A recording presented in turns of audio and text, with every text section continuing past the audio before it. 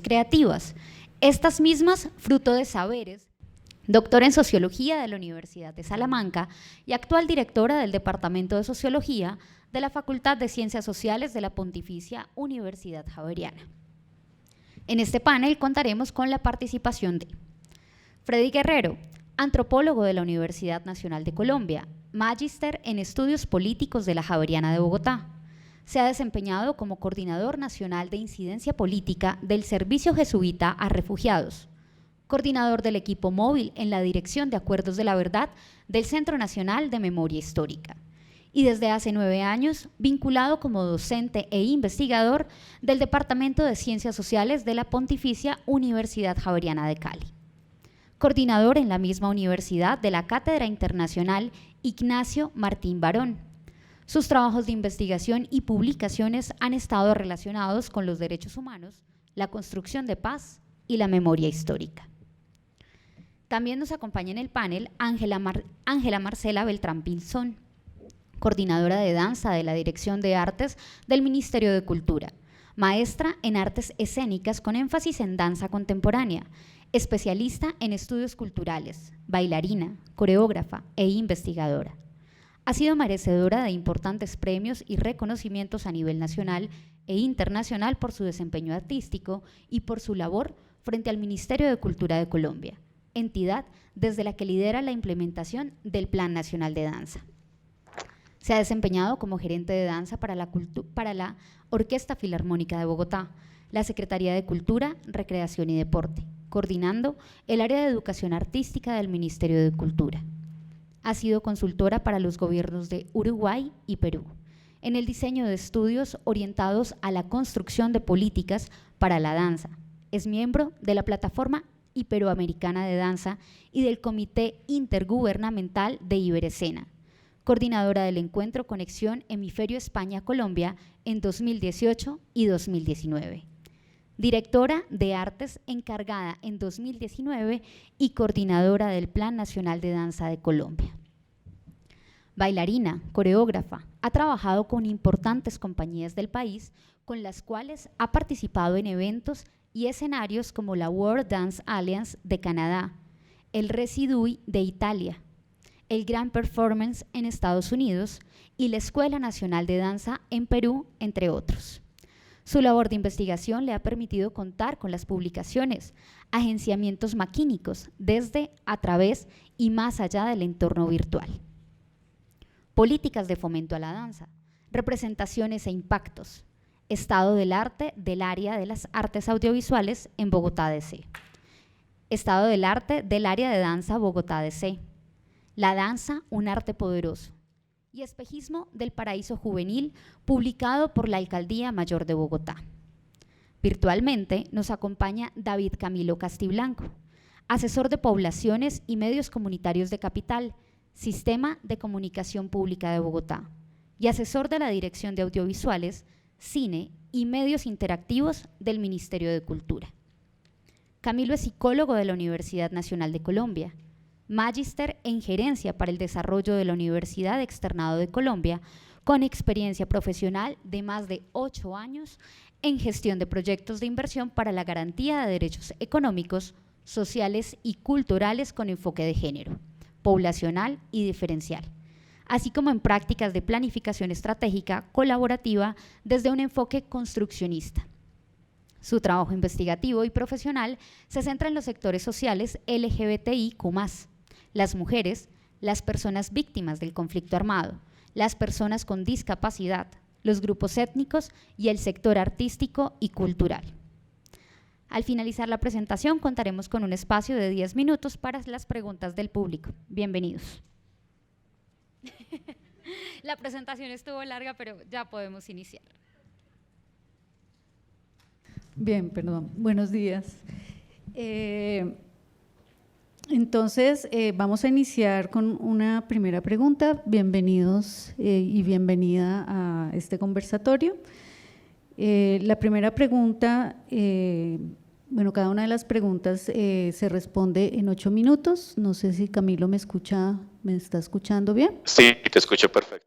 Perfecto. Cada uno Gracias. Cada uno tiene 8 minutos para responder. La primera pregunta tiene que ver con la presencia de la creación en los proyectos que ustedes han dirigido, ¿no? ¿Cómo se ha dado cómo ha estado presente la creación en cada uno de los proyectos que ustedes han dirigido? Entonces, no sé quién quisiera empezar. Hola. Bueno, pues muy buenos días primero para todos y todas y agradecer a la universidad este espacio para comentar un poco del trabajo que adelantamos desde la Dirección de Artes del Ministerio de Cultura, por ser una dirección enfocada en las prácticas artísticas, que es un poco esta noción un poco más amplia de las artes, en donde no nos interesa solamente el resultado, sino los procesos que entraña un proceso creativo. Pues claramente los abordajes que tenemos a la creación vienen desde diferentes miradas. Quisiera comentar hoy principalmente 3 programas en los cuales he estado vinculada. Uno de ellos, y quizás el más poderoso por los referentes, por el trabajo que se desarrolla en el territorio, es el programa Expedición Sensorial. Este es un programa que surge a partir de los acuerdos de paz y que insta un poco al sector cultural a pensar cómo desde nuestro trabajo de las artes, de la creatividad misma, podemos ayudar en las apuestas que hacía el punto de trabajo con ruralidad. Desafortunadamente en el país, y para nadie es un secreto, los municipios, los sectores rurales están muy alejados de cualquier tipo de oferta cultural, tanto de lo público a nivel municipal como de lo estatal, y por ello tomamos la decisión de desarrollar un programa que estuviera enfocado primero en abordar la creación desde esa noción que permite hablar de las memorias que habitan en el territorio, de memorias que están relacionadas fundamentalmente con las prácticas culturales, pero memorias que también estaban siendo atravesadas fuertemente por el conflicto. De hecho, este programa ha tenido varias etapas. El primer momento fue en Montes de María, posteriormente en Catatumbo. Ahora estamos trabajando en el Pacífico Medio y en Frontera Nariñense, y es un programa que durante 4 años busca que ese ámbito de lo colectivo, que es uno de los elementos fundamentales para los procesos de reconstrucción de tejido social, pues pueda ser tenido o ser un dispositivo más bien para desarrollar procesos de creación y de memoria. En este sentido, en este programa creo que lo fundamental fue reconocer primero que el conflicto incluso robó la posibilidad de desarrollar procesos asociados a la creación, silenció prácticas culturales. En el caso de Montes de María encontrábamos incluso prácticas de la música que en este momento ya no eran practicadas por la comunidad, porque el solo hecho de tocar el tambor aludía a la inmersión o más bien cómo llevaban los grupos armados a municipios como El Salado, que por ejemplo se cuenta que el fandango fue uno de los aires musicales que se utilizaban por el bloque paramilitar para entrar a los municipios. Entonces ya el mismo hecho de una práctica cultural venía siendo silenciado por cuanto aludía a ese momento trágico y a esa memoria del dolor y del conflicto. De allí que Expedición Sensorial haya tenido que volver un poco a construir colectivamente el valor de las prácticas que en este momento estaban siendo silenciadas. En ese sentido, la creación está presente y está presente en esta gestión institucional, más desde esa perspectiva de un proceso que se utiliza para, como en el caso de Expedición Sensorial, reconocer los valores culturales y cómo desde ese reconocimiento de la cultura, incluso de las prácticas artísticas, se puede trabajar en una perspectiva de cohesión social e incluso de trabajar sobre una noción que veníamos construyendo, y es la idea de daño cultural, que tanto el conflicto ha permeado las prácticas para incluso olvidar saberes, oficios, ¿no?, que en el territorio estaban vivos antes del conflicto, digámoslo de alguna manera. Y por otro lado, en la dirección, digamos que hay otra serie de programas que pues seguramente son cercanos a algunos de ustedes y que tienen que ver con la perspectiva del laboratorio, los laboratorios de investigación-creación que vienen también desarrollándose en varias áreas, no solamente danza, sino artes visuales, teatro, circo, porque entendemos que, y es una defensa que tenemos los artistas, seguramente ustedes también lo tienen, gracias, y tiene que ver precisamente con esta idea de la investigación-creación, ¿no? Y cómo MinCiencias también ahora posiciona una perspectiva un poco de entrar a las artes y documentar de alguna manera las rutas de la creación para de alguna manera determinar que sí hay investigación en la creación, cuando desde las artes, para nosotros, para quienes hemos estado en el escenario, para quienes hemos desarrollado procesos artísticos, entendemos que el hecho mismo de crear es en sí ya una investigación, un proceso que nos lleva a una construcción de conocimiento. En ese sentido, venimos trabajando en esta apuesta de los laboratorios de investigación, creación, más en el contexto urbano, atravesados y pues con una perspectiva también un poco de dispositivos que permitan también remozar la creación, pensamiento crítico sobre los entornos en los que trabajamos, pero también una excusa para remozar de alguna manera las prácticas, particularmente en el área de danza. Hemos encontrado que la noción de repertorio, es decir, todos esos bailes o estas prácticas que se viven en el territorio, en ocasiones empiezan a ser un poco como vistas, como desde una dimensión muy estática, ¿no? Y hemos encontrado que precisamente el hablar del contexto, el profundizar en esos contenidos o soportes o excusas que tenemos para trabajar sobre lo contextual desde el cuerpo, nos permite, por supuesto, desarrollar propuestas que van más hacia la creación, ¿no? A remozar esas tradiciones, remozar también las lógicas de lo popular y pensar en una dimensión mucho más creativa. Gracias. Bueno, para responder como la pregunta de cómo se ha presentado o cómo se presenta la creación en la investigación que he desarrollado, que he coordinado, en algunos casos he participado, no necesariamente coordinado. Yo quería tomar unas imágenes, desafortunadamente no las podemos proyectar, pero pueden buscar, por ejemplo, mural de Tierra Alta, Córdoba, o Sergio Restrepo, ahí en su celular. Hay una imagen muy bella que es de un mural, el mural se llama El Árbol de la Vida.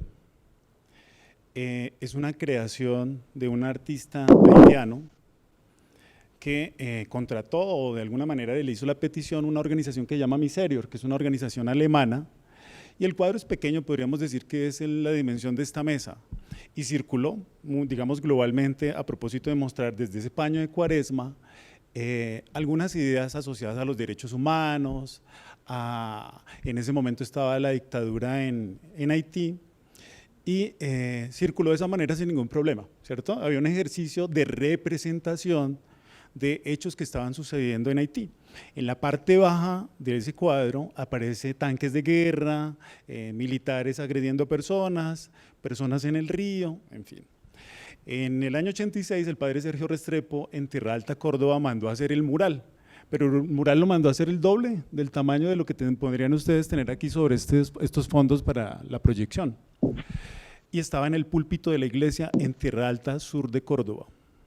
Cuando yo empecé a hacer la investigación allí, yo diría que no hay un ejercicio necesariamente de creación porque lo haya pensado o haya habido la intencionalidad, sino porque se presenta el acto creativo en una suerte de disposición. Lo decían esta mañana, alguien lo preguntaba, bueno, más temprano lo preguntaba, y es, se dio uno cuenta y uno se da cuenta tal vez por el azar, y aparece en medio de ese contexto de silencio y de conflicto, que es donde se desarrollan los ejercicios de memoria histórica, las posibilidades del decir a través de una imagen. Y esa imagen nos es invisible de entrada, o me era invisible de entrada. Entonces yo diría que en principio estos actos de creación se aparecen, se presentan y a veces se presentan en el azar. Y para esto hago referencia a un texto de Marcel Proust, un novelista francés, cuñado de Henri Bergson, que es un filósofo que ganó el Premio Nobel de Literatura a pesar de ser filósofo porque escribía muy metafóricamente, y era un filósofo del tiempo y de la memoria. Y creo que la realización de esa teoría o esa concepción la hace Marcel Proust en el libro En busca del tiempo perdido. Y en una primera parte él dice, con toda la angustia de tratar de recuperar su pasado, y es, mire, yo a través de la inteligencia y la razón quiero recobrar ese pasado, quiero hacer mi historia, quiero hacer mi biografía, y no lo logra hacer. Por más que se esfuerce, la racionalidad, la memoria voluntaria, que también son como unas categorías allí de la filosofía griega a propósito de la memoria, tiene sus limitaciones. No entra necesariamente a través de la sensibilidad de esa construcción o esa creación de memoria. Entonces dice Marcel Proust que considera muy razonable que las almas perdidas encarnan en objetos, encarnan en animales, en árboles, hasta que un día, por el azar, se presentan y el alma se libera. Y dice, así como se libera esa alma con esa creencia, se puede liberar el pasado. Y entonces, posteriormente señala, solamente me vino a la memoria mis recuerdos del pasado en el momento en que mi mamá me dio una taza de té con magdalena, con un bizcochito. Y entonces toma la taza, una cucharadita con la magdalena, la unta en el té, e inmediatamente se vienen todas esas sensaciones de su pasado que no las pudo descubrir racionalmente, sino a través de esas sensaciones que le llegaron en ese momento. ¿Por qué? Por el azar. El cuadro o el mural de Tierra Alta, yo trabajé como 3 años allá, yo nunca lo había visto, para mí era parte del paisaje de la iglesia. Y se me aparece precisamente en un momento en que estoy haciendo una entrevista para la investigación de ese momento, y me dice, mire, ese mural es muy importante, porque por ese mural mataron al padre Sergio Restrepo. Si ustedes ven las imágenes del mural, tal vez ustedes van a encontrar, y el año pasado hicieron una suerte de reconstrucción desde la oficina de comunicaciones de la Compañía de Jesús, sobre el mural de Sergio Restrepo. En el 86 está la descripción que les digo en la parte de abajo de guerra, de destrucción, muy militar el ejercicio. Matan al padre Sergio Restrepo, lo mata Fidel Castaño, uno de los comandantes paramilitares de la época, y posteriormente la Compañía de Jesús hace pintar la parte de abajo. Entonces uno ya no encuentra 2 militares golpeando a una persona, sino 2 costeños con sombrero volteado, ¿cierto? Hay una resignificación de la imagen. Las personas que están en el río no están desaparecidas ni están botadas allí por los paramilitares y los militares, sino están botados allí como cualquier inundación que pudo haber sucedido en Tierra Alta, como sucede cotidianamente. Luego de eso, los jesuitas se van, creo que en el año 2006 tal vez, y un padre muy afín a los paramilitares de la época, que les daba misa y toda esta cosa, no era jesuita, borró la pintura. Entonces esa pintura era como un palimpsesto, ¿no? Entonces si uno borra la primera parte, va a encontrar el mural, pero va a encontrar el mural restaurado por los jesuitas, y luego va a encontrar esa memoria que es una representación, no tanto del pasado que vivieron, sino del presente que incluso ahora están viviendo estos pobladores. Entonces la primera condición, voy a ir rápido con las otras 2 y no las describo sino después, si se puede. Entonces lo primero, el azar. Aparece el acto de creación, el acto de construcción del pasado que se presenta ya es un acto mismo de creación, construir y traer y evocar la memoria. El segundo tema es cómo esos saberes interpelan el silencio, es decir, cómo hacen posible el decir, el hablar, el poder representar en medio de condiciones donde es imposible decir. Una cosa es poderlo decir públicamente y otra cosa es colocar un mural allí donde van todos los peregrinos de 8 días, ¿cierto? Hay una relación diferente y una forma de creación y comunicación diferente.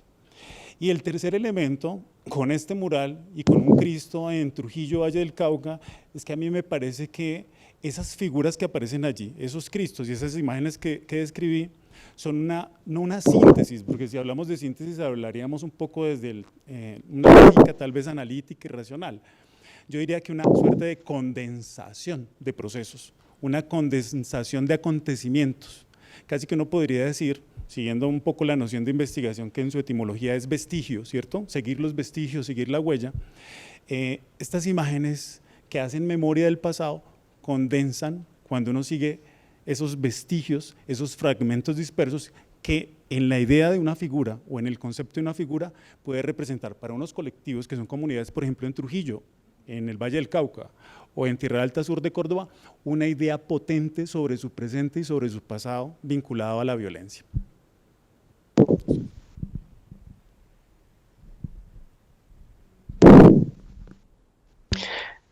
Gracias. Listo, procedo a responder.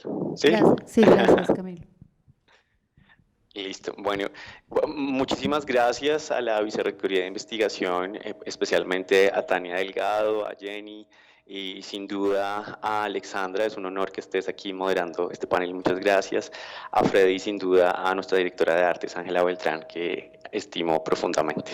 A todas las personas que nos acompañan en el auditorio, muy buenos días. Y me remito a la pregunta que nos haces, Alexandra, en este contexto de creación y memoria. ¿Cómo ha aparecido la creación en mi trabajo, en lo que he venido desarrollando?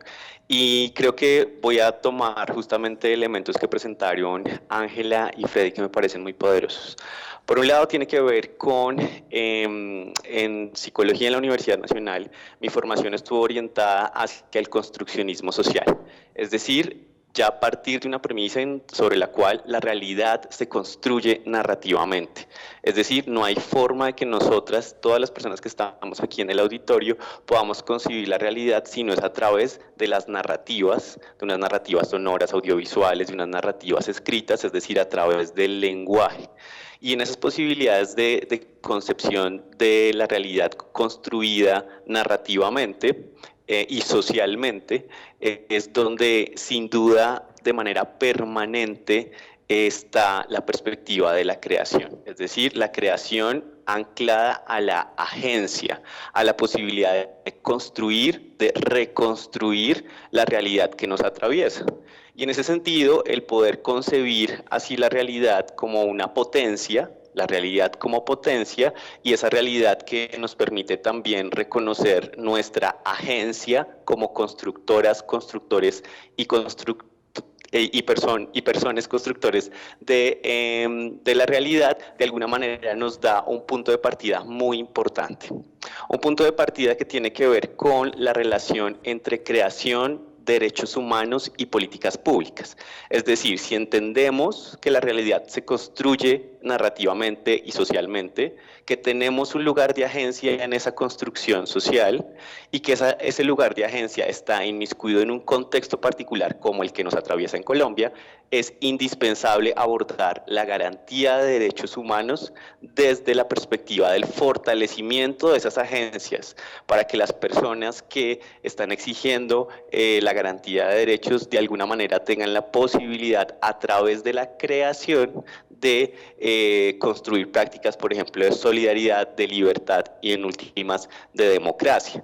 Esa es mi perspectiva política cuando yo trabajo en cualquier parte. He trabajado en el IDARTES, he trabajado para la Alcaldía Mayor con personas ciudadanas habitantes de calle, he trabajado con personas en actividades sexuales pagadas, he trabajado con personas con discapacidad y la constante es entender que todas las personas tenemos una posibilidad de agencia en un contexto que es potencia de construcción social.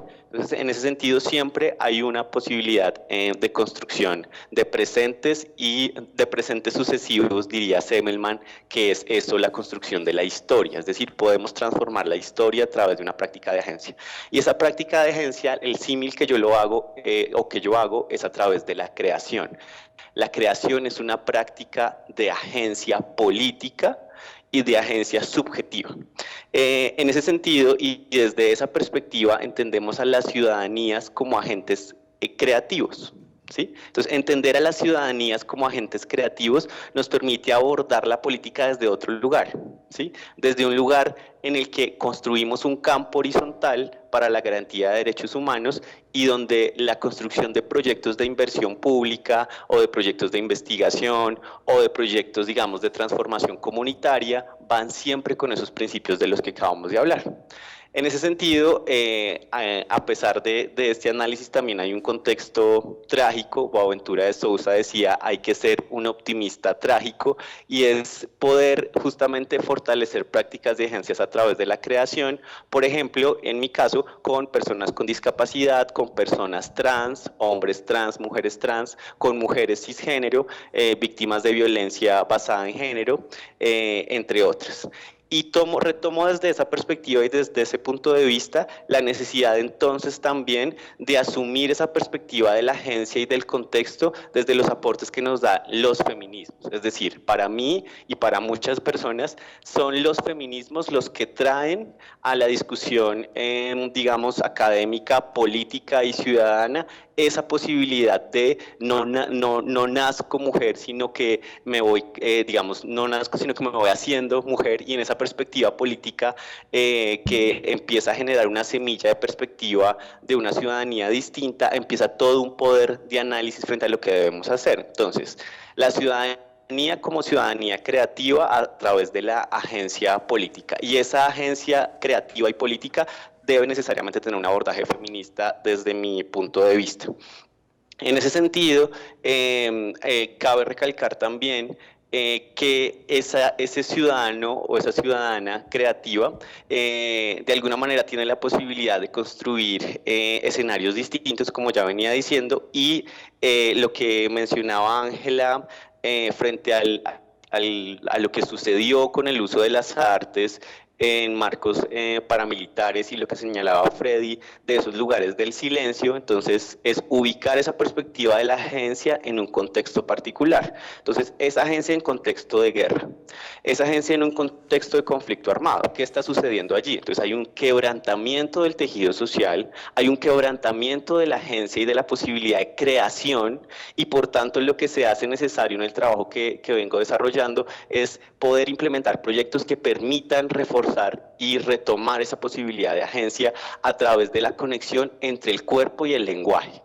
Como construimos nuestra vida, nuestra realidad a través del lenguaje, es necesario que podamos, a través de las prácticas creativas, hacer un fortalecimiento entre el cuerpo y los lenguajes, los cuerpos y los lenguajes. Cómo a través de la práctica creativa yo permito que unos silencios perpetuados, por ejemplo, por el conflicto armado o por la violencia doméstica, por los feminicidios, por los transfeminicidios, por la violencia contra niños y niñas, contra las personas con discapacidad, que genera unos espacios de silenciamiento, como decía Benadas, donde el silencio se utiliza para no como aceptar escenarios de violencia permanente sobre las mujeres. ¿Cómo convierto, como decía Freddy, ese silencio en algo diciente, en algo creativo diciente? Y ahí en el trabajo que yo he venido desarrollando he podido establecer proyectos como, por ejemplo, la primera escuela de artes y oficios trans en Latinoamérica. Es como las mujeres trans, a través de los saberes que tienen, pueden empezar a establecer un escenario directo de agencia en los territorios. Como, por ejemplo, de alguna manera, y voy cerrando porque me quedan poquitos minutos, estos escenarios de creación y de agencia a través de las artes, ¿sí? ¿Por qué no? Nos permiten ejercer tres campos rápido, y con esto cierro. La creación y la agencia como una práctica de subjetivación, es decir, cómo la creación permite que yo me reconozca y me reconstruya y me reconstruya a través de unas narrativas particulares. El caso de las personas trans, voy a centrarme en ese caso particular, en cómo pueden construir su subjetividad en un contexto tan violento. Entonces, es la creación como un escenario de posibilidad para la garantía de derechos y de reafirmación identitaria de las personas trans. La creación como un escenario también de resistencia, es decir, cómo uno a través de la creación resiste y esa gente en un contexto particular, por ejemplo, para las personas trans, para resistir a un escenario de violencia permanente, y cómo también la creación puede servir como un escenario de verdad y de justicia. Entonces, yo plantearía este escenario teórico como base fundamental del trabajo de la garantía para políticas públicas y derechos humanos orientados hacia la creación y la creatividad en esos tres campos: la resistencia, la subjetivación y la verdad y la justicia. Bien, muchísimas gracias, Camilo. Bueno, creo que aquí ya se están planteando unas cuestiones bastante interesantes, digamos, en las 3 intervenciones, digamos, a través de las cuales podemos abordar la creación. Por un lado, digamos, podemos entenderla, digamos, como esa posibilidad, digamos, que tiene la creación para volver nuevamente a recuperar la cohesión social, digamos, dentro de espacios fragmentados, dentro de espacios fracturados, por ejemplo, en entornos violentos, ¿no? Entonces, recuperarla, digamos, a través de la resignificación, podría decirse así, de formas creativas, de productos culturales, por ejemplo, como la música, ¿no? Y cómo esto, nuevamente, digamos, recuperado, puede volver, digamos, a potenciar las posibilidades de encuentro que se habían roto, digamos, los lazos solidarios rotos, digamos, por los impactos violentos. Otro elemento que aparece aquí dentro de las reflexiones que han presentado en la conversación, pues Ángela, Freddy y Camilo, tienen que ver con la posibilidad de no solamente se trata de un proceso de creación, digamos, como que produce, digamos, unas transformaciones de esos entornos fracturados, sino también entender que la creación tiene un papel dentro de la investigación y el conocimiento, y en ese sentido, digamos, crear significa también producir conocimiento. Y esa forma, digamos, de producción de conocimiento implica evidentemente un proceso como de sistematización de esos procesos que se han dado, por ejemplo, en el caso de la danza, digamos, a través de esa noción de repertorio, y que permiten, digamos, producir ese conocimiento que se acumula, ¿no? Y que, digamos, sirve, digamos, para pensar otros procesos. Digamos, la expresión, digamos, de Freddy, que muy bella, digamos, del mural de Tierra Alta también, encontramos pues claramente esos elementos que señala Freddy sobre cómo aparece la creación, ¿no? La creación, digamos, puede estar usada para precisar, digamos, esos espacios, para recuperar espacios fracturados, o puede ser una forma de conocimiento que se acumula, pero también la creación como una forma como un acto, digamos, que emerge, digamos, dentro de procesos aparentemente silenciosos, ¿no? La creación casi como oculta en la memoria, ¿no? La creación allí como un dispositivo para ser revelado y que aparece, digamos, potenciado por otras posibilidades, como la señala Freddy, como el azar, ¿no? Como la posibilidad de interpelar esos silencios, digamos, que marcan momentos, digamos, de trauma social, ¿no?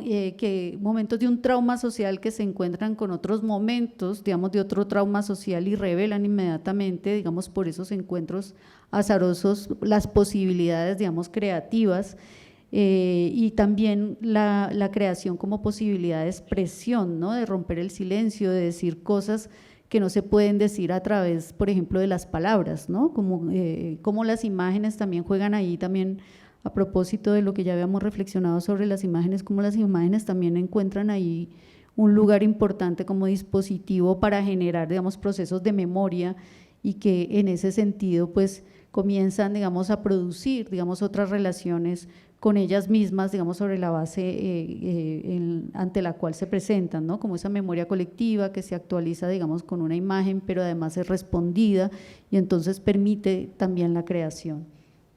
Y también, digamos, desde la perspectiva que nos está hablando Camilo, que nos da la posibilidad, digamos, de relacionar la agencia, digamos, con la creación, ¿no? Esa posibilidad que produce el hecho, digamos, reivindicativo, digamos, de unos derechos, de unas identidades, de unas formas de encontrarse subjetivamente, pero también de encontrarse con el mundo, y cómo allí la creación se convierte entonces en ese papel, digamos, agente, ¿no? Cómo dinamiza esas posibilidades de agencia en la medida en que pues permite una puesta en discusión, ¿no? Permite una construcción de la ciudadanía, permite recuperar, digamos, un cuerpo propio, un lenguaje propio, y además digamos, de recuperar ese cuerpo propio, convertirlo también, digamos, en una forma de decir, en una forma de crear a través del cuerpo, en una forma de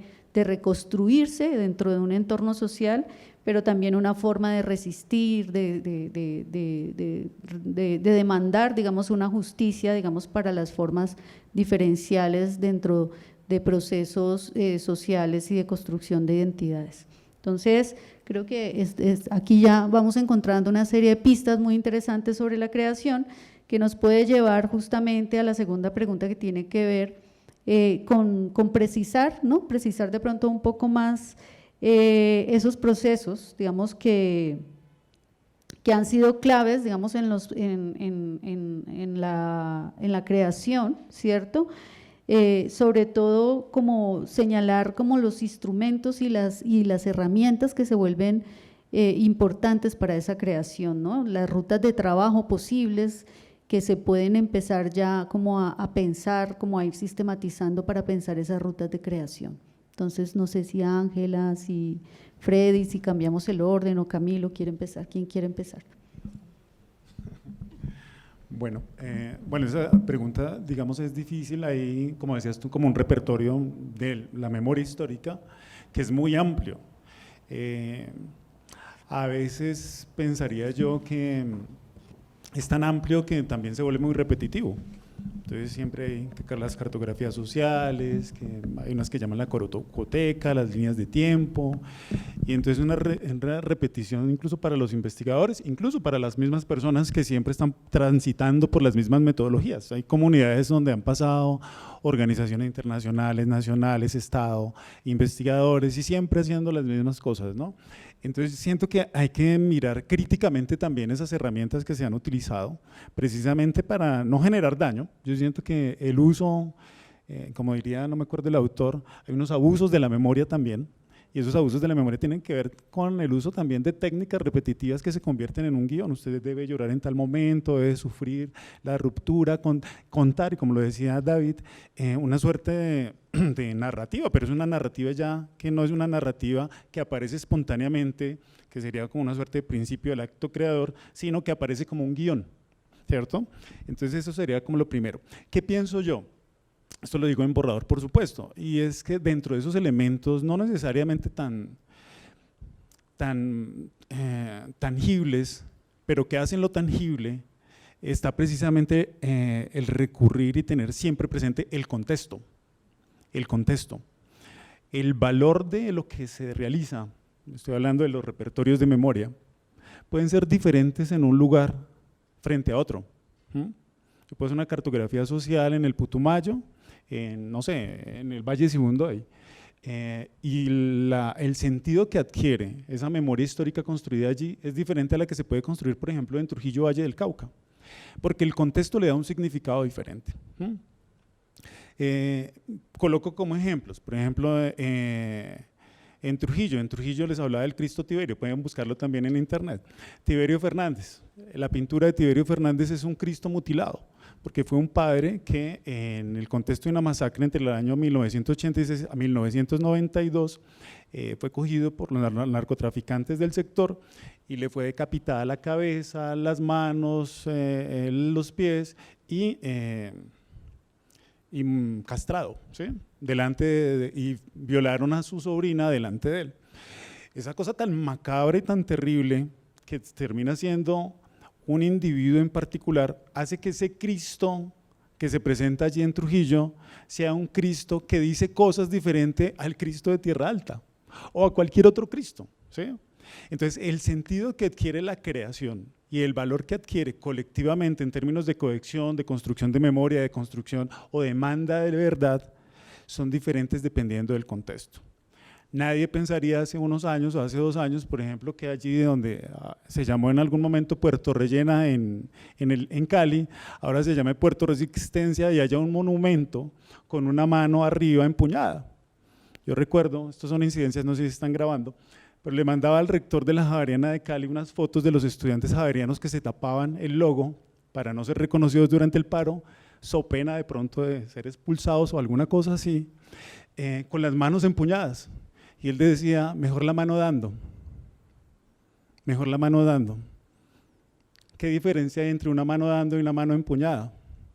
El contexto le cambia el sentido. Entonces yo quisiera señalar esto, ¿no? Hay que estar pendiente del contexto sobre el valor de la creación, que pueden ser en estos casos ejemplificados con lo que acabo de señalar. Otro tema que me parece importante, los saberes, ya creo que lo hemos señalado acá. Hay saberes que son propios y que se resignifican dependiendo también de un contexto no solamente espacial, sino temporal y cultural. Una cosa es los alabados que se hacían en el Pacífico hace 20 años, ¿cierto? Y otra cosa son los alabados que se hacen ahora, que tienen todo un contenido alrededor de la memoria. Y en esas prácticas constantes de creación, que no solamente son porque los medios cambian, sino porque el sentido de esos medios también cambian. En Tumaco, la gente sigue haciendo novenas, pero las novenas es para recordar al ser querido que fue desaparecido y recuperar el nombre o la dignidad del nombre perdido. Eso es un ejercicio de memoria, cuando no lo era antes, era una evocación de aquel que ya estaba ausente. El contexto hace que la creatividad, o mejor, la creación, esté dada en la resignificación del hecho mismo que parte de un saber popular. Y finalmente yo creo que lo habían dicho Alexandra en su conferencia inicial, y es escuchar. Yo creo que escuchar es fundamental, no sabemos escuchar. No sabemos escuchar, y escuchar en el sentido, digamos, literal y metafórico. Los investigadores vamos a observar. Nosotros, Occidente mismo, ha centrado todo en la observación, ¿cierto? Nuestro lenguaje y nuestras metáforas son desde la observación. Cada vez que utilizamos el lenguaje, incluso académico, observamos. Miramos cosas, las hacemos tangibles.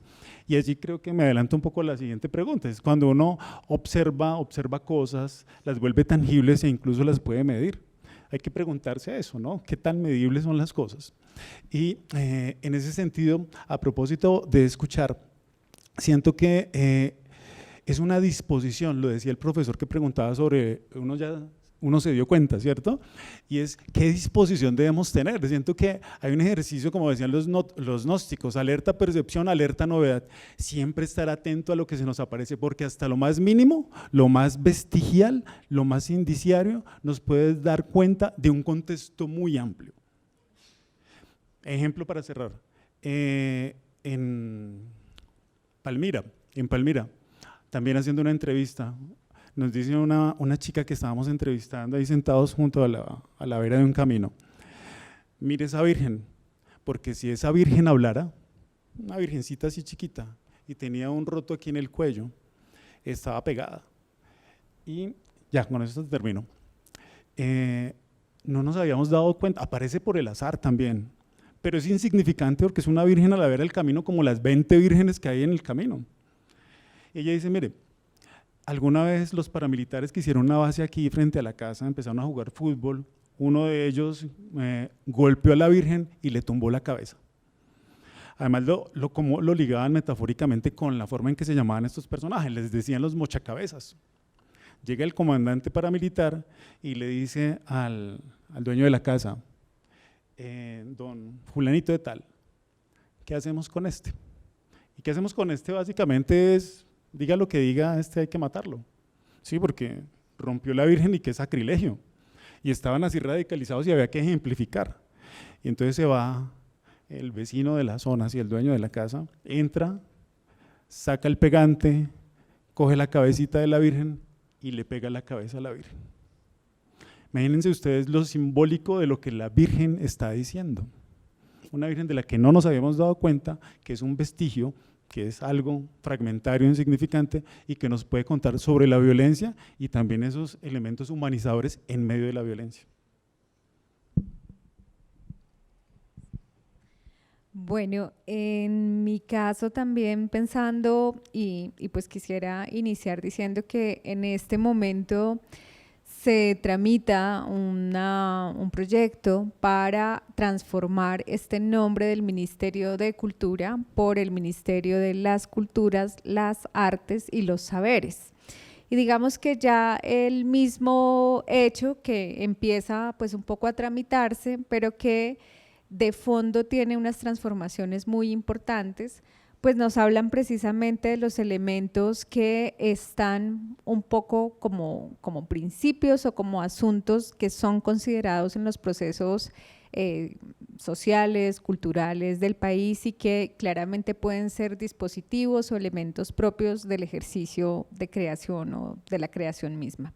Entonces, por un lado, creo que hay más una suerte de premisas que hoy nos planteamos para intentar quizás romper esa idea de la formalidad que habría cuando hablamos de arte, ¿no? Cuando uno estudiaba, pues siempre hablaba de los elementos de la creación y eran puramente formales, ¿no? El color, no sé, como los atributos propios de una disciplina artística como tal. En este momento esa ruptura con lo formal pues nos lleva precisamente a un ejercicio de pensar cómo abordar esa necesidad de expresión desde una perspectiva de libertades creativas, ¿no? Entonces yo pensaría y usaría para ejemplificar un poco lo que venimos desarrollando desde las diferentes acciones o programas, que hay como unas palabras y unas herramientas clave. Por lo menos las nociones de cuerpo y cómo entender el cuerpo hoy, un cuerpo atravesado, digamos, por múltiples informaciones, un cuerpo que empieza incluso a desdibujar, si se quiere, su fisicalidad con todas las aproximaciones desde los entornos virtuales, por ejemplo, ¿verdad? Pero también un cuerpo que por fortuna empieza a abrirse a reconocer toda la multiplicidad de cuerpos que existen, ¿no? Desde sus diferencias, no solamente en lo físico, sino también desde esa memoria atávica y esas representaciones que traen a la actualidad, incluso tradiciones, procesos que quizás a veces ni siquiera son conscientes. Hace un par de años, por ejemplo, pusimos en contacto una organización que es Jóvenes Creadores del Chocó, un colectivo de jóvenes que vienen trabajando un poco con bandas criminales y con otros procesos de la ciudad para tratar de crear desde la danza entornos protectores. Y tuvimos un encuentro con la maestra Germaina Cogni, que es de la Escuela de Arena de Senegal en África. Y era increíble poder ver cómo realmente desde el cuerpo, desde el movimiento, desde las perspectivas un poco incluso expresivas, una noción de la tradición tan fuerte que se ha desarrollado en esta escuela en Senegal versus una perspectiva absolutamente urbana de un colectivo juvenil que incluso lanza su propia técnica y la ha venido construyendo como un discurso, y es la idea de ese movimiento exótico, ellos lo nombran así, el baile exótico, cómo puede tener una serie de puentes que hablan de unas fisicalidades que tienen unos valores, unos símbolos, pero además unas construcciones particulares desde la misma noción de algo que en la danza vemos, y es un poco los puntos de articulación, el esfuerzo que se hace para bailar, la misma técnica o técnicas en plural, porque son muchas las que permean un poco esa construcción de lenguajes, ¿verdad? Entonces, ¿cómo en esta perspectiva de ruptura con lo formal aparece el cuerpo? Y creería yo que para todas las disciplinas el poder pensarnos, corporeizarnos, ¿no?, en esta dimensión creativa es fundamental. Adicionalmente, decir que claramente hoy hay unos principios, si se quiere, para pensar las rutas de trabajo a la hora de enfrentar la creación. Creo, como Freddy lo mencionaba hace un momento, que lo contextual es fundamental. Es un poco en donde residen, digamos, esos elementos que nos permiten incluso ir más allá de la representación y poder problematizar la representación misma. Por supuesto, un asunto fundamental, y es ese pensamiento crítico que tenemos sobre lo que queremos abordar, ¿no? Entonces, ¿cómo problematizamos? ¿Cómo podemos romper como una noción de lo formal?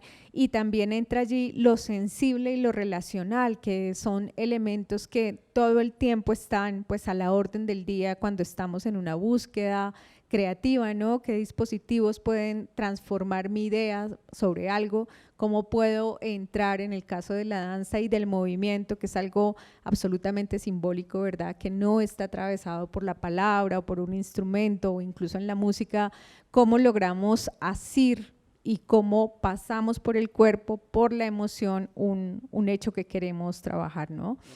Esa perspectiva también de siempre permitirnos el asombro, ¿no? Cómo no repetirnos, cómo no volver sobre las rutas y siempre entregarnos un poco a una búsqueda que no necesariamente va a estar pensada desde un producto, sino el mismo proceso, cómo valoramos ese proceso que es el entrar a enfrentarte, en el caso de la danza, con el cuerpo, con el espacio, con las posibilidades que te da lo físico y cómo intentamos romperlo. Y también lo contextual nos lleva a pensar el territorio en términos de todo lo que atraviesa un lugar, un espacio, los símbolos, las memorias, las historias, lo que se dice, lo que se cuenta, que evidentemente impacta de manera importante en el tema creativo, por supuesto. Y esta noción que además aparecía en la ponencia al inicio, que es fundamental, y es cómo abordar esa resignificación, que evidentemente nos permite realmente trascender lo conocido, los repertorios, ya lo decía, pero también el hecho mismo de las formas en que hemos abordado diferentes contextos, proyectos, obras, y las tratamos para crear algo nuevo, ¿no? Entonces ahí estaría un poco como elementos, no son rutas como tal, sino que están apareciendo durante el ejercicio de la creación. Vale, ¿ahí me escuchan bien? Es una señal chiquita.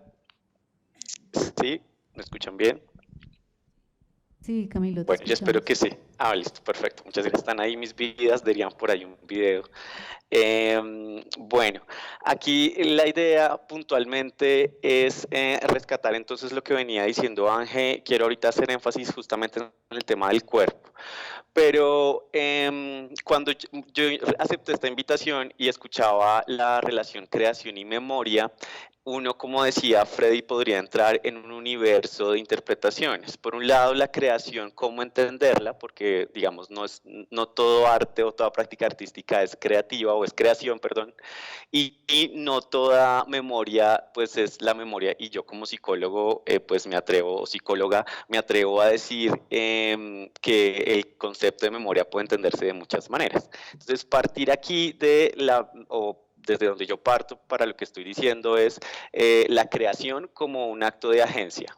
Punto. Es desde ahí donde yo lo encuentro, que no es replicar, que no es algo mecánico, sino que es una práctica de agencia. Una práctica de agencia que si la relacionamos en el campo de lo artístico, pues bueno, ahí ya entramos en una agencia artística y desde ahí entender la creación. Y la memoria no entendida de pronto como la memoria esa captada por la medicina, esa memoria del no sé, sí que se me olvidó, se me pasó, la memoria a corto o largo plazo, sino de esa memoria que estamos hablando de una memoria colectiva, de una narrativa del país, de una memoria de quiénes somos, hacia dónde vamos, sí, como es importante cómo aterrizar esos dos conceptos. ¿Y por qué me parece importante? Porque lo que me gustaría compartir en estos minuticos es entender esa relación entre creación y memoria dentro del trabajo que he realizado. Y la manera como yo la entiendo me trae a una experiencia que tuve en el 2016 más o menos, que se denominó retrato hablado. Retrato hablado en busca de las maricas memorias. Y me parece muy interesante porque para mí justamente la relación entre creación y memoria es un ejercicio de un retrato hablado. Ustedes cuando han visto en las películas que un asesino o una asesina no saben bien cómo es, empieza todo el mundo a decir de pronto es así, y hay un dibujante que empieza a crear una imagen de lo que varias personas le van contando y empieza a construirse un retrato hablado. Es decir, hay una memoria colectiva de un hecho particular. Para mí esa es la relación entre creación y memoria. Es una narrativa colectiva que empieza a generar y a crear unos contenidos que pueden ser representativos, pero que no se quedan en la representatividad. ¿Por qué? Porque uno podría pensar que la memoria es netamente representativa, pero eso es otro elemento importante. La memoria no como representación, sino la memoria como un proceso de constitución, de significación y de resignificación, que era lo que también nos decía Freddy. Entonces, la memoria allí en ese retrato hablado aparece como una práctica de relación. Entonces, si yo puedo cambiar las formas en que nos relacionamos, abordando y resignificando la memoria colectiva, ahí hay un potencial grandísimo para la creación. Es decir, la creación funciona como un dispositivo de resignificación de la memoria y en ese sentido de nuestro relacionamiento, como decía Ángela, con nuestro cuerpo y con el cuerpo social. Entonces, ahí yo siento que hay una conexión directa entre creación y memoria, es decir, y es muy importante entender que la memoria, como decía al principio, es una construcción social y por ende la memoria es una construcción creativa. En ese sentido también encuentro un escenario muy cercano. Y pensarnos entonces que el sujeto, que sería mal hecha la pregunta, pero el sujeto de esa memoria sería una subjetividad creativa. Es decir, quien está en el centro de la memoria es una subjetividad creativa, una subjetividad que está permanentemente en tensión. Es decir, ese escenario de memoria también es un campo de poder. Y ese campo de poder que transforma narrativas, que hace contranarrativas de cuál es el cuerpo hegemónico, cuál es la belleza y la estética particular, cuál es la mejor danza, cuál es el mejor arte, pero también cuál es la verdad sobre el país, quiénes son los enemigos, quiénes son las víctimas. Todas esas narrativas hacen que esos ejercicios de creación que permiten decir lo indecible, como decía Freddy, y que permiten de alguna manera reconstruir una memoria de unos significados, nos permiten entrar a entender la memoria como un campo de poder y a la creatividad como un motor de esos significados estéticos en tensión permanente, ¿sí? Entonces la creación y la creatividad nos permiten ir movilizando esos significados estéticos que están en tensión, esos significados alrededor del cuerpo posible, del cuerpo no posible, por ejemplo, lo que pasa con los cuerpos de las personas con discapacidad o las personas trans, esos cuerpos que van apareciendo en ese retrato hablado. Entonces, en ese ejercicio de entender la memoria como campo de poder, como construcción social y a la creatividad como una forma también como motor, de esos significados en tensión, de significados estéticos en tensión, son una posibilidad de transformación social. Y ahí es cuando encuentro un poder grandísimo de esa relación entre creación y memoria y donde creo que debemos enfocarnos para potenciar y fortalecer la garantía de derechos humanos. Bien, muchas gracias, Camilo. Como estamos un poquito sobre el tiempo, yo daría paso a la tercera pregunta para escucharles, que tiene que ver con los impactos, es decir, tangibles o intangibles que ha tenido el trabajo de creación que ustedes han desarrollado y si pues es posible medirlos.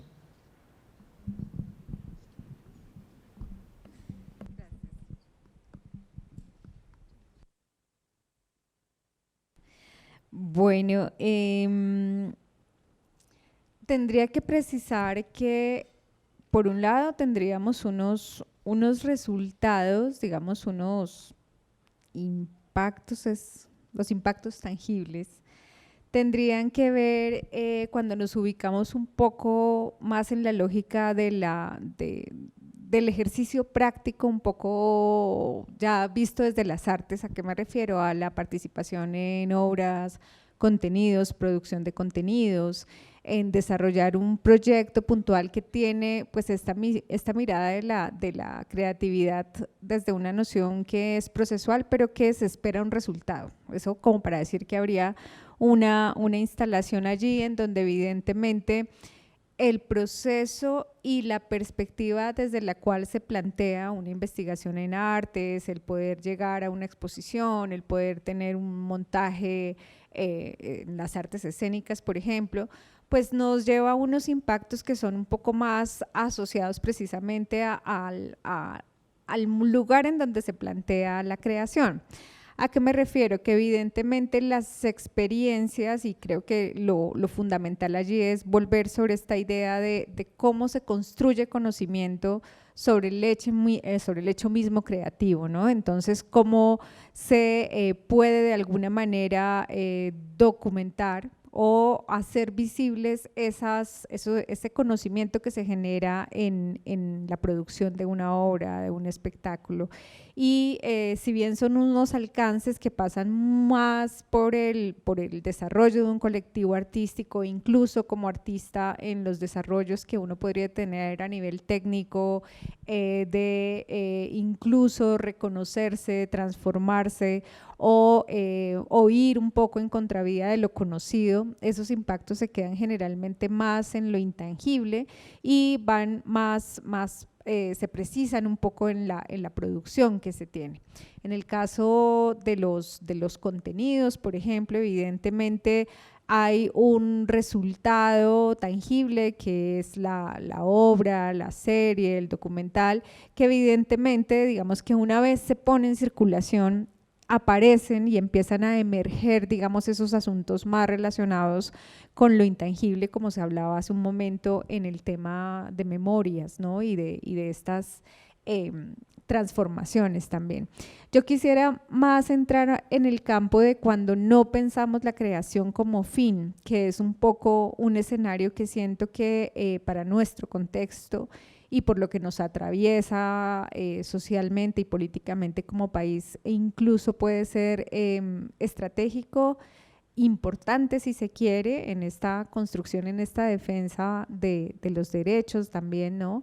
Y tiene que ver con un ejercicio que también estuvo asociado a territorios y personas víctimas del conflicto, en donde generando una apuesta de trabajo que se denominaba danza, cuerpo y movimiento como un enfoque psicosocial para el trabajo con población víctima, pudimos, que es algo difícil en el campo cultural, tener una estrategia de medición de qué tanto, porque era, pues, Mariana Garcés en algún momento dijo, nos decía la exministra de Cultura, cuando ustedes hablan de reconstrucción de tejido social, ¿eso qué es?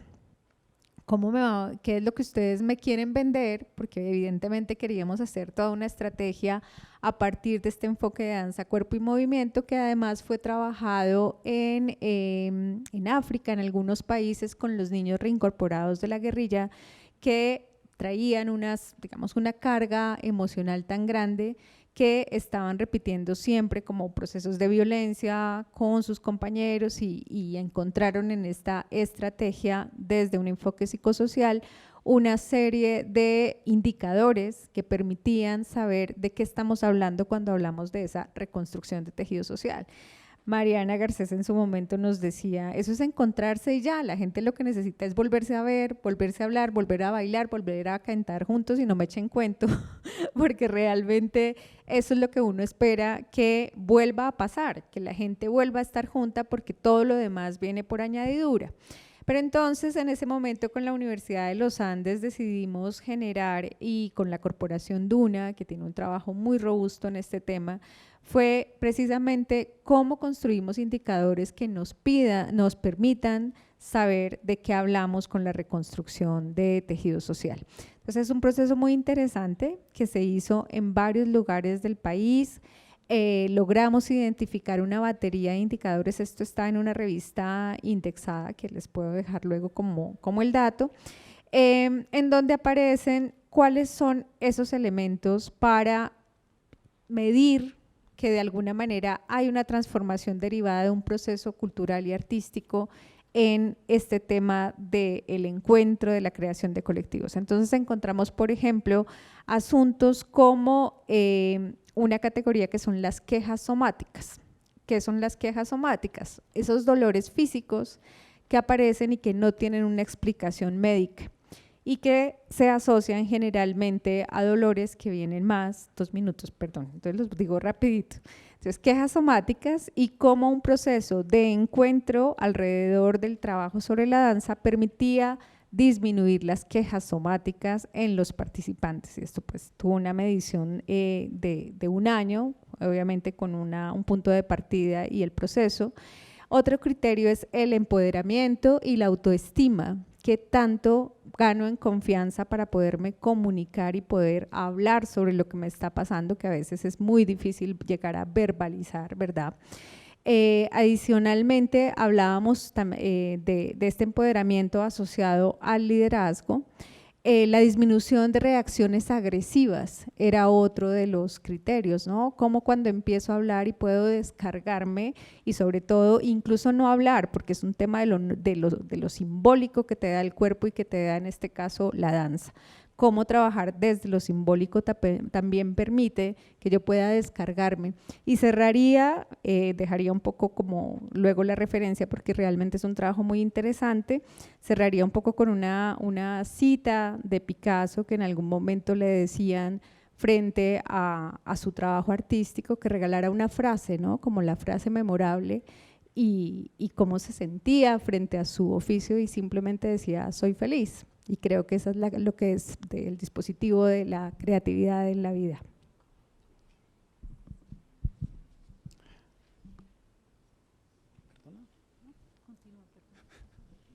Bueno, sobre la pregunta de los impactos y la posibilidad de medir, bueno, tenía pensado otras cosas, pero me parece como maravilloso lo que tú señalas, porque y me da esta gracia porque siempre que uno plantea proyectos de investigación o de intervención social, el tejido social, el fortalecimiento del tejido social siempre aparece allí como el horizonte al que hay que llegar y uno no sabe finalmente cómo hacerlo. Es decir, es una propuesta teleológica, pero a la que nunca se llega, o por lo menos no se es consciente de que se llegó. Entonces me parece que es clave eso. ¿Cómo medir? Me parece muy complicado, digamos, para mí, en clave de la lógica de la investigación, hacer como una medida a propósito de la creación. De hecho, cuando Alexandra señalaba por la mañana que un poco el ejercicio de creación y artístico está sustentado sobre la metáfora, uno lo que podría decir es, bueno, ¿cómo uno puede medir una metáfora? ¿Sí? Entonces me parece difícil. Bergson, el filósofo que le señalaba anteriormente, era un crítico sobre la medida, porque básicamente la creación y la producción artística se sustenta, diría él, alrededor de encontrar la cosa en sí, ¿sí? Digamos que el pasado, la memoria es la cosa en sí, lo que nos sucedió, una experiencia, y llegar a ella cuando no nos correspondió, o incluso cuando nos corresponde y nos es difícil llegar allí, volver a recordar, pues se hace a través de la intuición. Entonces, ¿cómo medir la intuición? Desde la perspectiva que manejaba este filósofo. Entonces me parece muy complicado. Podría uno llegar tal vez a lo que se señala como la reificación, coger conceptos abstractos y medirlos, pero a través de un ejercicio de falacia, ¿cierto? Como de incoherencias lógicas. ¿Qué es lo que ha pasado con la inteligencia? Bueno, esto es un paréntesis, la inteligencia la miden. ¿Qué es la inteligencia? Es un concepto abstracto, pero nos hacen IQ y decimos que algunos son más inteligentes que otros. ¿Y realmente es así? El niño del Pacífico que se sube a una canoa, que no ha cursado el bachillerato, es menos inteligente que el que estuvo, no sé, en el colegio Berchman, en Cali. ¿Sí? Es muy raro, es decir, ¿cuál es el punto de partida para hacer la medida? Y uno de los elementos asociados, por ejemplo, a la memoria, que es una medida de reparación, como política de reparación, es la satisfacción. Y en muchas ocasiones yo dirijo trabajos en la universidad, algunos se orientan al tema de memoria, algunos sobre la reparación, y las medidas de satisfacción que están incluidas en indicadores no necesariamente se corresponden con lo que la gente dice. La gente nunca se siente satisfecha. Al desaparecido o al familiar del desaparecido nunca va a sentir la satisfacción porque nunca va a volver a estar con aquel que está ausente, ¿cierto?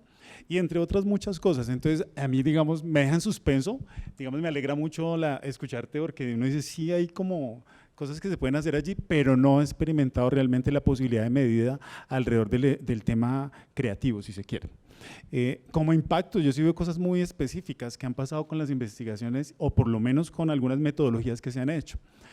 En algún momento hablaba David del retrato ¿qué? Retrato hablado. Bueno, esto no es retrato hablado, pero una técnica de investigación participativa que se llama, le dicen el photovoice o la fotovoz. La gente toma fotos de un problema, la identifica a través de conocer la técnica de la fotografía, pero además de eso la trata de representar a través de la fotografía. Hicimos un trabajo en Anenillo, en Palmira, Y a mí, digamos, el proceso me pareció interesante. La gente era feliz tomando fotos y tratando de tomar fotos sobre cosas que le habían sucedido, elementos que se habían dejado durante la guerra, etc.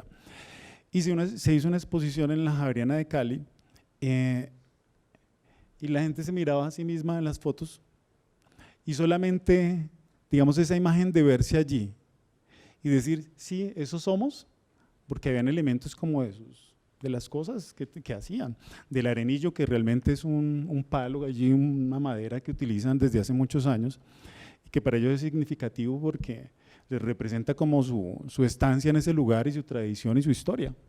Y dicen, nosotros estamos allí, verse representados en la imagen que ellos mismos construyeron. Es decir, poder decir, y había empezado con eso en la primera pregunta, poder decir sobre el silencio que tuvieron durante muchos años. Es decir, poder, lo decía David, poder narrar. Si uno lo traduce a esas perspectivas de la ciencia política, de la filosofía también, a propósito de lo que es ser un ciudadano, el ciudadano es ciudadano en tanto tiene la posibilidad del lenguaje, tiene la posibilidad de decir. La violencia nos ha clausurado esa posibilidad de decir y de hablar sobre lo justo y lo injusto. Cuando yo a través de la fotografía o a través de, por ejemplo, una obra de teatro que se llama Operación Sirirí, que hicimos con los estudiantes del semillero del año pasado, que no la hemos podido pasar, bueno, yo no sé si eso también podría contar, nos piden más personajes para equilibrar ahí la obra, nos lo piden autoridades de la universidad. Entonces, el Sirirí es un pájaro que siempre jode, ¿cierto? Y la Operación Sirirí es la operación que le colocó como nombre una señora que a su hijo, siendo el EPL, lo desaparecieron ilegalmente. Bueno, toda desaparición forzada es ilegal. Duró 15 años buscando información y guardaba todo todos los días, ¿cierto? Hasta lo que le hablaba el policía. Eso se convirtió en patrimonio cultural, no sé si es cultural, en Colombia, el archivo lo tiene la Universidad Nacional. Entonces, a través de la Operación Sirirí, como en las fotografías que generaron en Arenillo, en Palmira, la gente decía, muchas gracias, ahí nos estamos viendo nosotros. Y eso sí que me parece maravilloso, porque es un reconocimiento y no saben lo fundamental que es esto, que el otro sea reconocido por los otros y por sí mismo. Eso es recuperar la dignidad de la persona, que se quitó y se suspendió durante el conflicto. Pero además de eso es recuperar una ciudadanía también que encontraban pérdidas. Si yo quisiera hablar de impactos a través de los ejercicios de memoria, es esa recuperación de ciudadanía que se ha podido hacer y esa posibilidad también de recuperación de la condición humana. Bueno, desde el más allá, no sé, digamos, estas preguntas por la medición, sin duda, para quienes somos de este ladito más de las ciencias sociales desdisciplinadas, le genera un poquito de urticaria a uno porque es una perspectiva un poco economicista de la vida.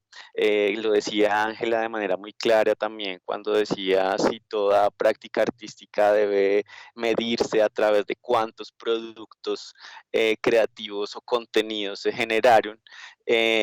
Si eso lo hacemos, ¿para qué lo hacemos? ¿Sí? Digamos, ¿cuál es el sentido mismo? Si tenemos todo este bagaje conceptual de la memoria y de la creación y la creatividad y la potencia y la agencia y terminamos poniendo un indicador de cuántas personas asistieron al taller, pues digamos que perdemos absolutamente toda la visión política que tiene ese posicionamiento frente a la vida. Entonces, tenemos una perspectiva crítica, pero implementamos una medición positivista. Entonces, hay como una inconsistencia epistemológica en el abordaje mismo de las metodologías de investigación que buscan medir, volver mesurable la vida, volver mesurable los impactos de, ¿sí? Entonces yo me alejaría un poco de uno preocuparse por qué medir, de pronto es porque mi ciencia se lo está exigiendo para el registro y la categoría, pero la idea es buscar puntualmente cuál es el sentido mismo de esas mediciones y para qué. Entiendo que tienen que ver con una discusión quizá académica en general o para poder soportar la inversión, por ejemplo, de ciertos proyectos en ciertos lugares, pero valdría la pena entonces preguntarse, y eso fue un ejercicio que tuvimos, por ejemplo, y que ustedes, todo el país pudo ver en la Comisión del Esclarecimiento para la Verdad, y es cuando se hicieron se recogieron todas estas verdades, digamos, el interés no era saber cuántas personas participaron en la construcción de la verdad, a cuántas personas llegamos con los 78 formularios, cuántas encuestas, sí, digamos que no era la pregunta de fondo, sino que estábamos utilizando unas herramientas de investigación que permitieran construir un metarrelato, ¿sí? Un metarrelato que como uno, pues no va a ser econométricamente importante, pero en la transformación de las narrativas de países profundamente importante. Con De Justicia construimos un documento que se llamaba El daño que nos hacen, y la manera como reconstruimos narrativas colectivas de mujeres que estaban en escenarios de cultivo de hoja de coca, para saber cuáles eran los impactos que tenía la aspersión de glifosato en esos territorios.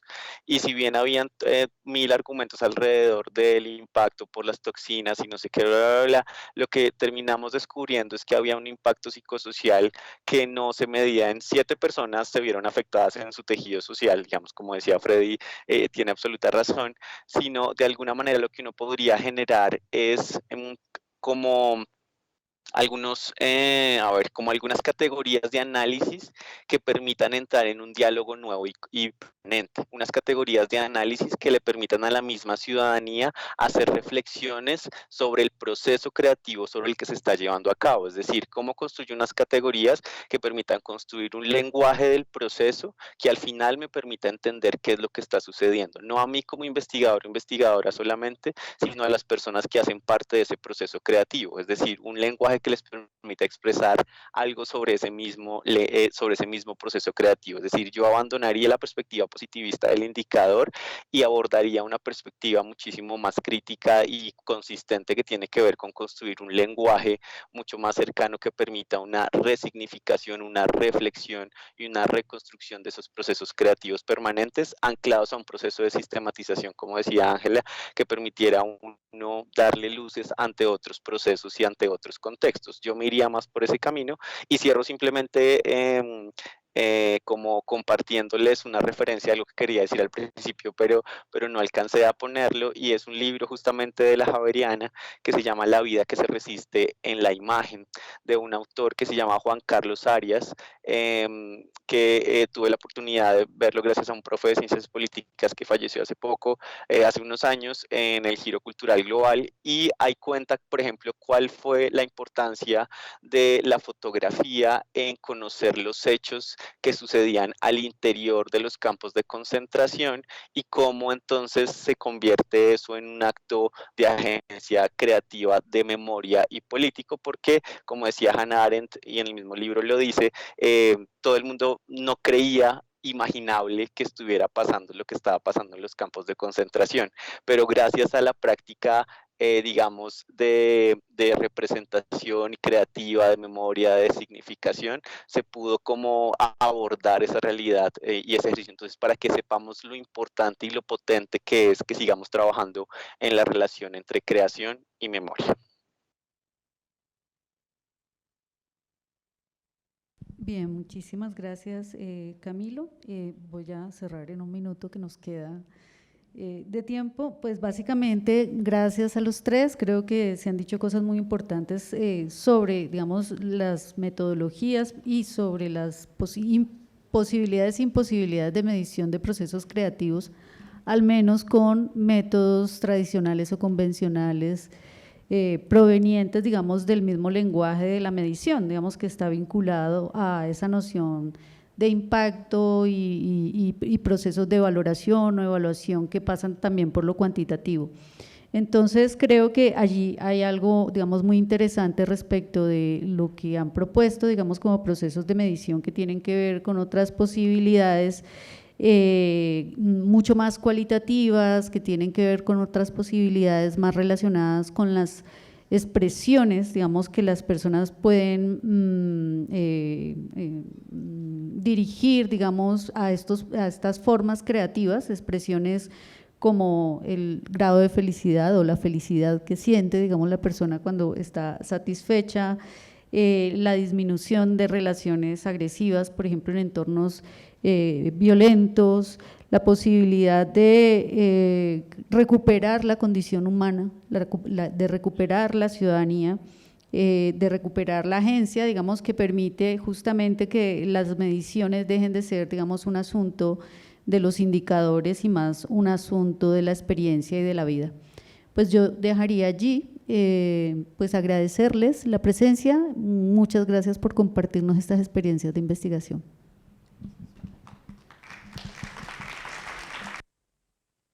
De verdad, muy importante y además inspiradoras las experiencias.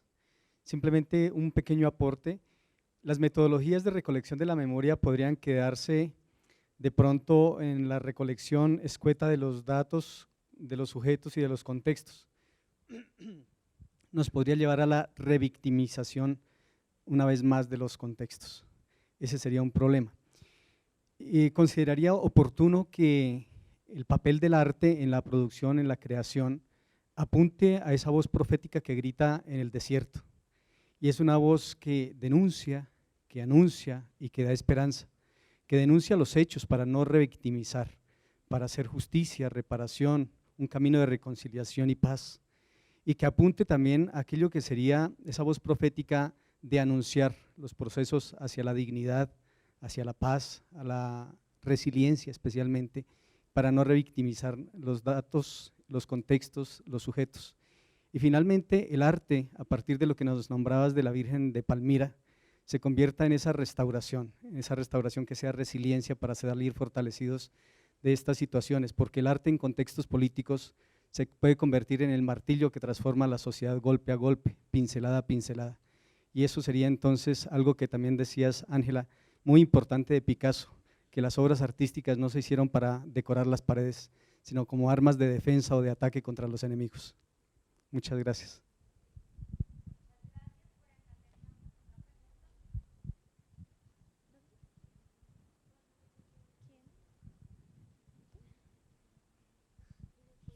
Hola, buenas tardes, ¿cómo están?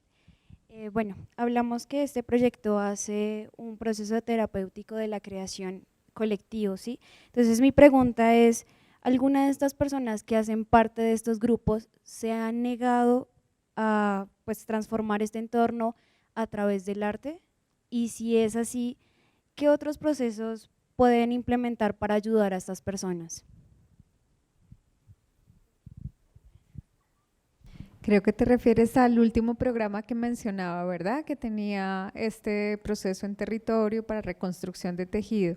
Aquí hay un tema interesante y es que primero, precisamente un poco por esta perspectiva de volver a construir, de volver a encontrarse, digamos, con ese colectivo y con esa comunidad que, pues, también sería importante decir que uno de los elementos que más valoraban de este programa, que además adoptaron y lo siguen desarrollando de manera independiente, que eso es importante porque muestra que sí hay también digamos, algo positivo, que tiene una valoración positiva, llegó a empezar a trabajar más desde la perspectiva de crear sus propias obras que les han permitido seguir profundizando en esa investigación sobre sus memorias, pero también empezando un poco a desarrollar una reparación, ¿no? Entonces, por ejemplo, uno de los trabajos que vi después de este colectivo tiene que ver en cómo van sobre los mitos y las leyendas del territorio, las que todos conocemos. Entonces, por ejemplo, se me acaba de olvidar, La Llorona. La Llorona se empieza a materializar como una mujer y desarrollan toda una obra alrededor de ella, que es aquella que llora a los muertos del territorio. Ya no es un poco la concepción de esa madre del mito tradicional, sino cómo empiezan a hacer una construcción y generan sus propios roles y sus propios personajes, ¿no? Y con ello además empiezan a generar cohesión con otros colectivos de la región. Entonces creo que en ese caso pues hay, digamos, un balance importante de cómo una perspectiva artística y de creación realmente cobra significado para la comunidad, más allá de entrar, digamos, en una valoración estética o lo que sea, sino más en la vida de la población, por supuesto. Y un comentario chiquito, si se me permite, del más allá, con lo que se está comentando, y es muy importante con la pregunta que haces, que creo que no alcanza a escuchar tu nombre, que tengas presente que no toda práctica artística es una acción terapéutica.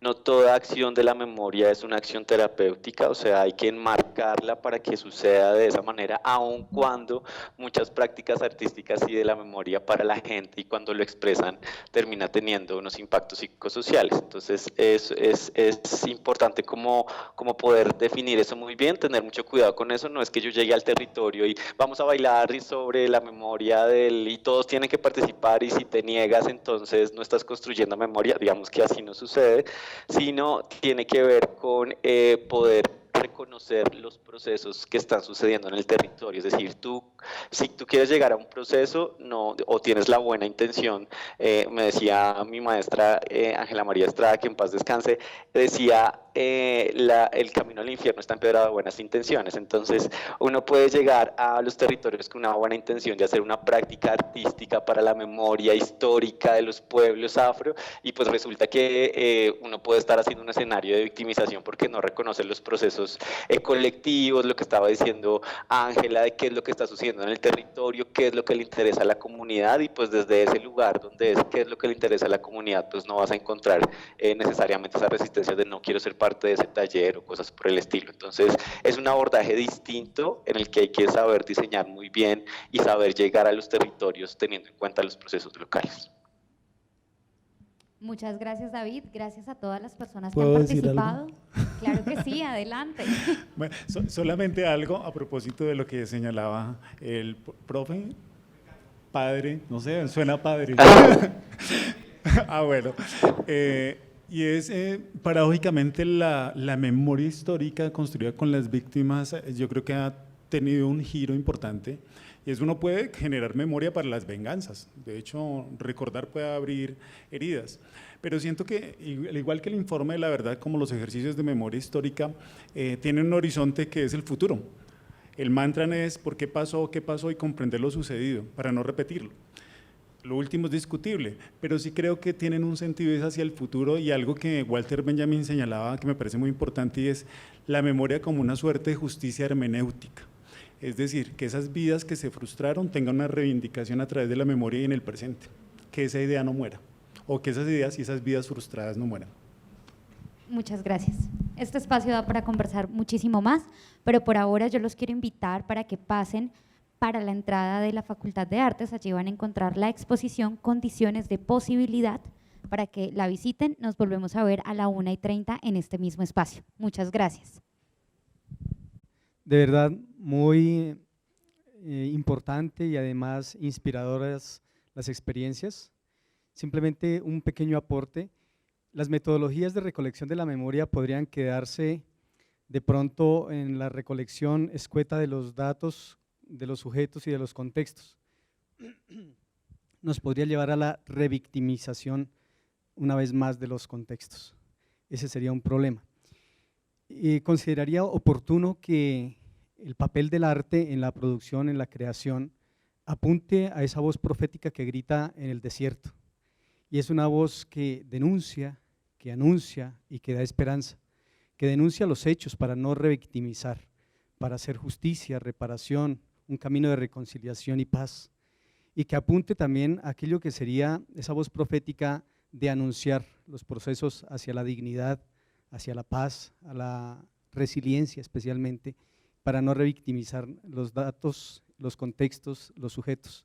Y finalmente el arte, a partir de lo que nos nombrabas de la Virgen de Palmira, se convierta en esa restauración que sea resiliencia para salir fortalecidos de estas situaciones, porque el arte en contextos políticos se puede convertir en el martillo que transforma la sociedad golpe a golpe, pincelada a pincelada. Y eso sería entonces algo que también decías, Ángela, muy importante de Picasso, que las obras artísticas no se hicieron para decorar las paredes, sino como armas de defensa o de ataque contra los enemigos. Muchas gracias.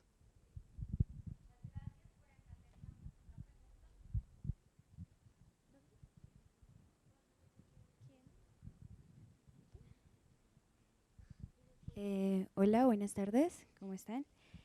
Bueno, hablamos que este proyecto hace un proceso terapéutico de la creación colectivo, ¿sí? Entonces mi pregunta es, ¿alguna de estas personas que hacen parte de estos grupos se han negado a pues, transformar este entorno a través del arte? Y si es así, ¿qué otros procesos pueden implementar para ayudar a estas personas? Creo que te refieres al último programa que mencionaba, ¿verdad? Que tenía este proceso en territorio para reconstrucción de tejido. Aquí hay un tema interesante y es que primero, precisamente un poco por esta perspectiva de volver a construir, de volver a encontrarse, digamos, con ese colectivo y con esa comunidad que, pues, también sería importante decir que uno de los elementos que más valoraban de este programa, que además adoptaron y lo siguen desarrollando de manera independiente, que eso es importante porque muestra que sí hay también digamos, algo positivo, que tiene una valoración positiva, llegó a empezar a trabajar más desde la perspectiva de crear sus propias obras que les han permitido seguir profundizando en esa investigación sobre sus memorias, pero también empezando un poco a desarrollar una reparación, ¿no? Entonces, por ejemplo, uno de los trabajos que vi después de este colectivo tiene que ver en cómo van sobre los mitos y las leyendas del territorio, las que todos conocemos. Entonces, por ejemplo, se me acaba de olvidar, La Llorona. La Llorona se empieza a materializar como una mujer y desarrollan toda una obra alrededor de ella, que es aquella que llora a los muertos del territorio. Ya no es un poco la concepción de esa madre del mito tradicional, sino cómo empiezan a hacer una construcción y generan sus propios roles y sus propios personajes, ¿no? Y con ello además empiezan a generar cohesión con otros colectivos de la región. Entonces creo que en ese caso pues hay, digamos, un balance importante de cómo una perspectiva artística y de creación realmente cobra significado para la comunidad, más allá de entrar, digamos, en una valoración estética o lo que sea, sino más en la vida de la población, por supuesto. Y un comentario chiquito, si se me permite, del más allá, con lo que se está comentando, y es muy importante con la pregunta que haces, que creo que no alcanza a escuchar tu nombre, que tengas presente que no toda práctica artística es una acción terapéutica.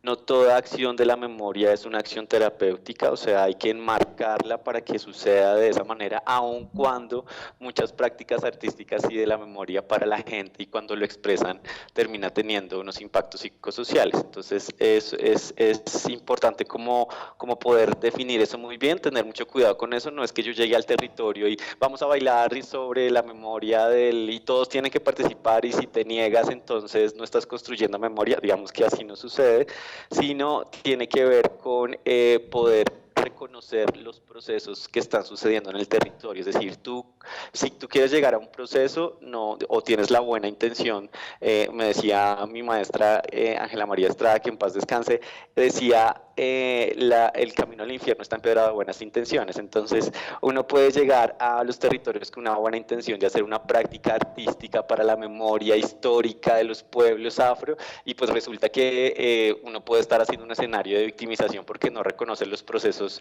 colectivos, lo que estaba diciendo Ángela, de qué es lo que está sucediendo en el territorio, qué es lo que le interesa a la comunidad, y pues desde ese lugar donde qué es lo que le interesa a la comunidad, pues no vas a encontrar necesariamente esa resistencia de no quiero ser parte de ese taller o cosas por el estilo. Entonces es un abordaje distinto en el que hay que saber diseñar muy bien y saber llegar a los territorios teniendo en cuenta los procesos locales. Muchas gracias, David. Gracias a todas las personas que han ¿Puedo decir participado.